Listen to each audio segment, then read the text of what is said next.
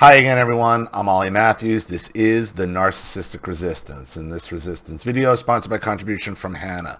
And this is Hannah from the Histrionic Mother competition, Kein Lust. And Kein Lust means no desire in German. And I use that because it was apparent she was German from her letter, so that's what that's about.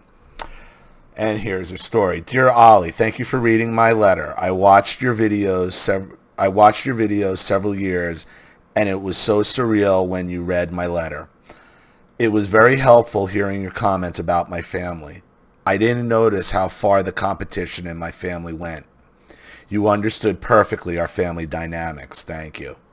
I also share your opinion about abortion. It's sad they don't discuss this topic in Germany as they do in the U.S. Some things that weren't clear, maybe because of the language barrier. I want to explain some things, maybe not important, but interesting for the people listening. Yes, my father was fighting in World War II for Germany, but was not a member of the Nazi Party, which is not uncommon. It was very common. Not everybody was a full-blooded Nazi. There was actually a Nazi party that you had to be a part of. There were and there's even certain towns in Germany, vacation towns and communities where you had to be a member of the Nazi party to even live there, go there, vacation there. So not everybody in the army, in the German army, were Nazis, even though they were wearing swastikas and all the other garb.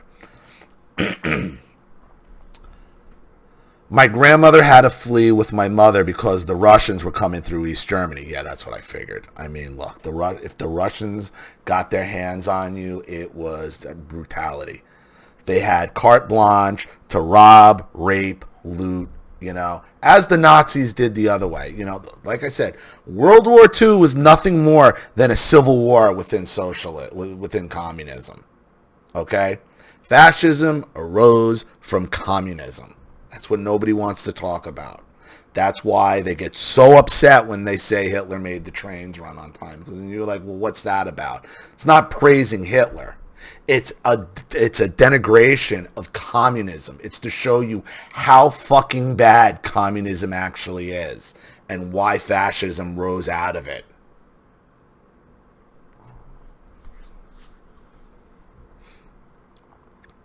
I have no problem with the way I look, but my histrionic mother mentioned so often crying that the child she lost looked like her, and I looked like my father. Ugh, okay, I gotcha.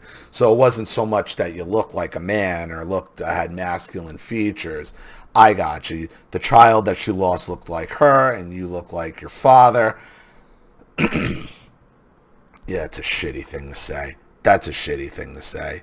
Hearing this as a child, I had the feeling that I had to compete with this poor child that had died. I know this is weird, but that's how I felt. Yeah. You're competing with a child that doesn't even exist anymore. And it's unfortunate. You don't want to see a child die, obviously, and a sibling die, and have any parent have to go through that. But here's another example of the narcissist. This is what the narcissist will do, the borderline will do. They will take any tragedy and use it for their advantage against you. So, did your mother really have feeling for her lost child? Maybe. Not enough feeling to not ruin her other child's life.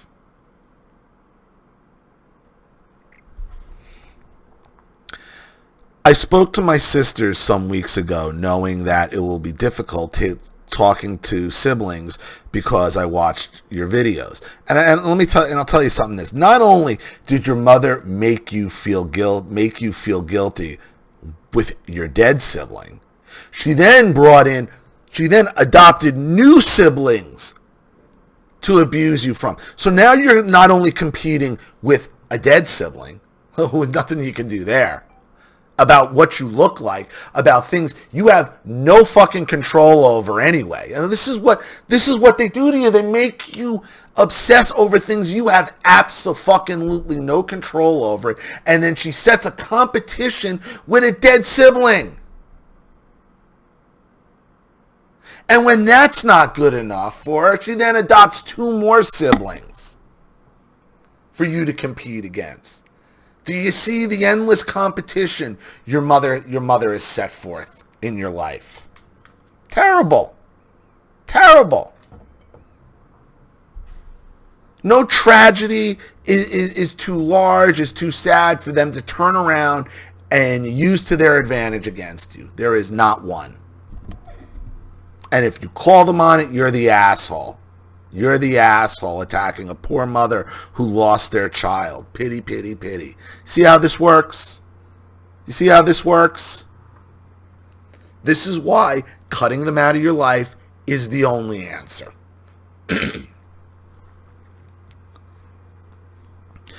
I spoke to my sister some weeks ago knowing that it will be difficult talking to siblings because I watched your videos.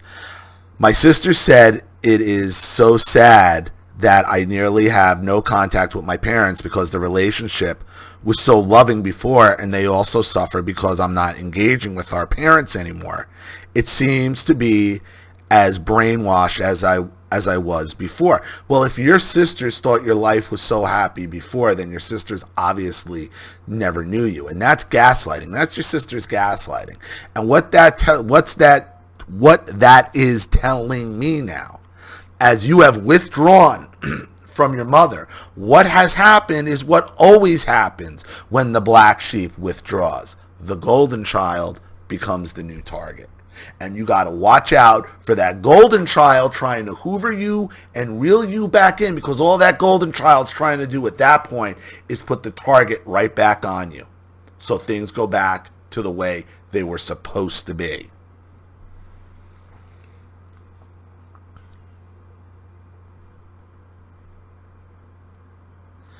It's not that they're, and it's not that they're brainwashed. They're not brainwashed.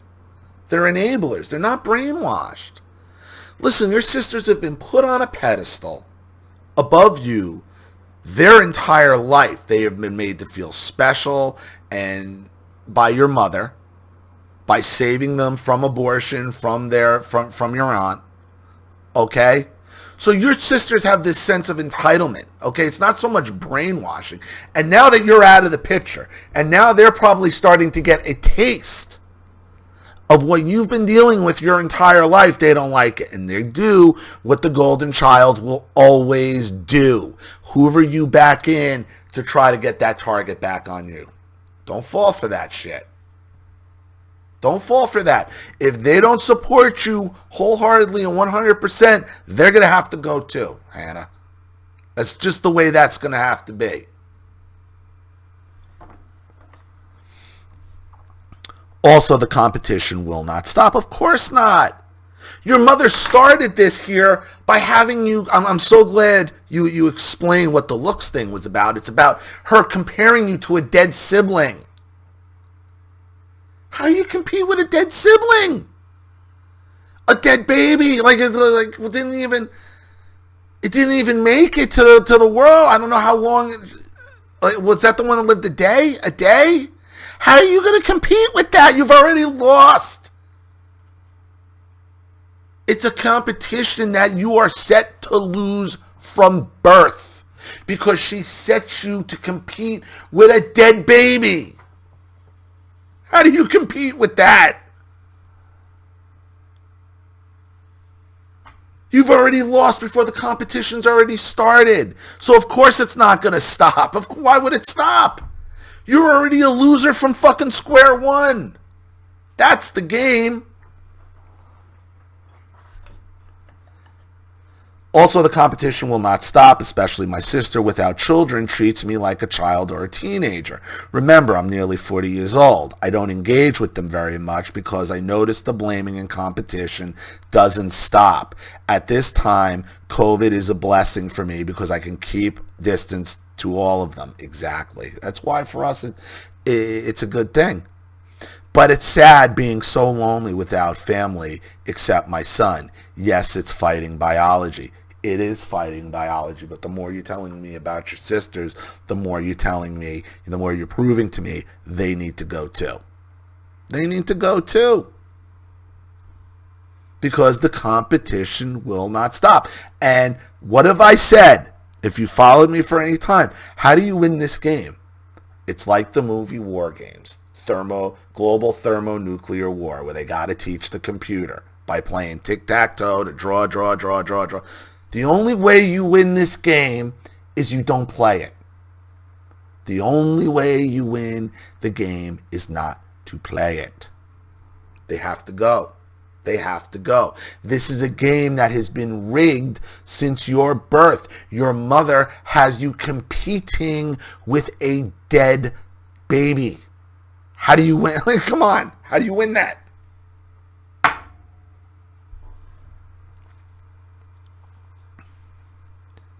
I'm very happy that my sister and I got boys because maybe the cycle might be broken by them. Just be careful.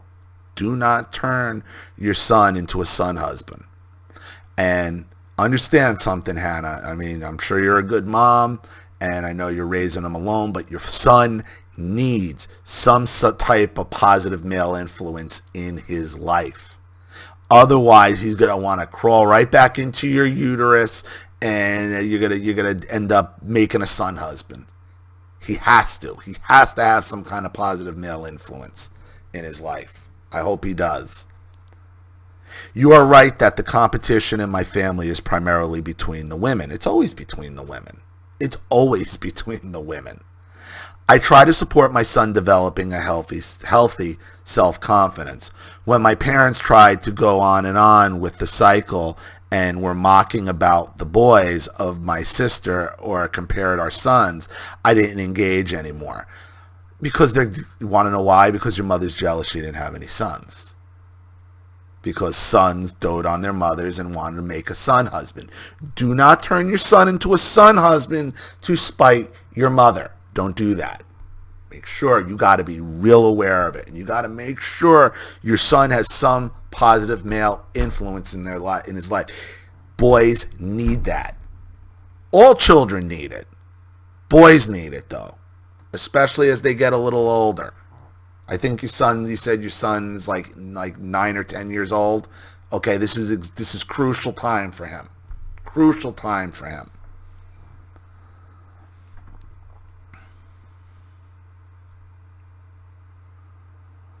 I am guilty of doing this in the past. Maybe it stops with the generation of boys. My son also has to deal with his narcissistic father. Okay. How would you speak with a child about narcissism? My son is 11 years old. I would appreciate very much your thoughts on this topic. I'd let him be a kid. He's 11. Let an 11-year-old be an 11-year-old. Do not try to weigh him down with this. Now, I don't know what exactly his father is doing, okay? And based on your past, I'm sure you probably were drawing in another narcissist for a husband or a mate. I'm sure you did. Okay? However, it's still your son's father. Okay? And without knowing exactly what's going on with the father, I don't want to tell you, just telling me he's a narcissist is, there's a lot of them out there. He still has rights to as a parent, and he's still always going to be your son's dad. So, I would like to, as far as telling him, depending on what he's done or what he's doing, I would try to let your son be 11 and not weigh him down with this stuff.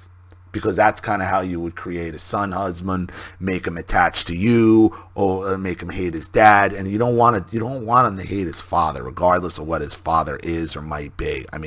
That's without knowing exactly what he's done. Let your son be 11.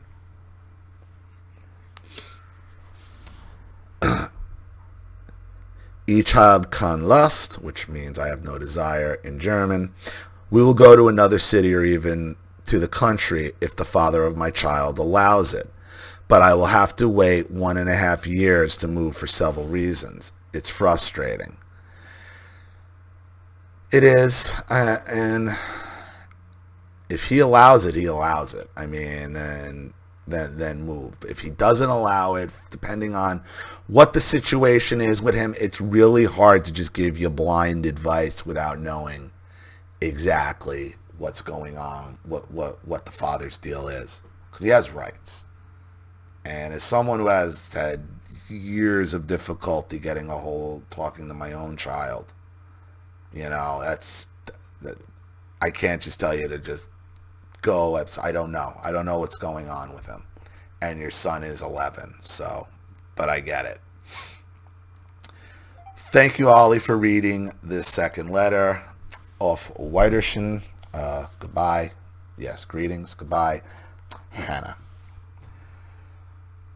You know, well, I don't want to get too far off on your son. You know, because I really don't know what the situation is with the dad. You're telling me he's narcissistic, but I mean that doesn't mean necessarily you run to another country with your son. I understand it might be better off for you in the long term because of your family. Trying to explain narcissism to an 11-year-old, let him be 11. I mean, unless there's some horrible things going on with the dad, you know, then that would need further explanation. You know, I'd let him be 11. But again, furthermore, what I learned is, what we learned from this letter is, your sisters are typical golden children. Seems like they're starting to catch heat from your mother, heat that was normally reserved for you. Okay, and they're trying to put that target back on you. Okay, and what we further learned is, okay, that your mother set this competition for you at birth by making you compete with a dead baby.